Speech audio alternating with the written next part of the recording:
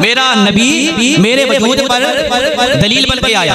अब दलील कैसे, उसका मैं जवाब देने लगा। सारे नबी आते रहे, ऐलान करते रहे ला इलाहा इल्लल्लाह, अल्लाह के सिवा कोई इबादत के लायक नहीं है। हजरत अगर आप बताए लोगों ला इलाहा इल्लल्लाह, अल्लाह के सिवा कोई इबादत के लायक नहीं, हम अल्लाह के नबी की बारगाह में अर्ज करते हैं ए ईसा अलैहिस्सलाम आप देखने गया पर देख नहीं पाया, देखने गया पर देख नहीं पाया। हम हजरत अय्यूब अलैहिस्सलाम आप बताएं क्या अल्लाह है? फरमाया अल्लाह एक है मगर अल्लाह को देखा नहीं। हजरत यूनुस की बारगाह में जाते हैं जवाब नहीं में आता है। हजरत ईसा की बारगाह में, हजरत यहया की बारगाह से जवाब नहीं में आया। हजरत याकूब की बारगाह से जवाब नहीं में आया। हजरत दाऊद की बारगाह से जवाब नहीं में आया। हजरत सुलेमान की बारगाह से जवाब नहीं में आया।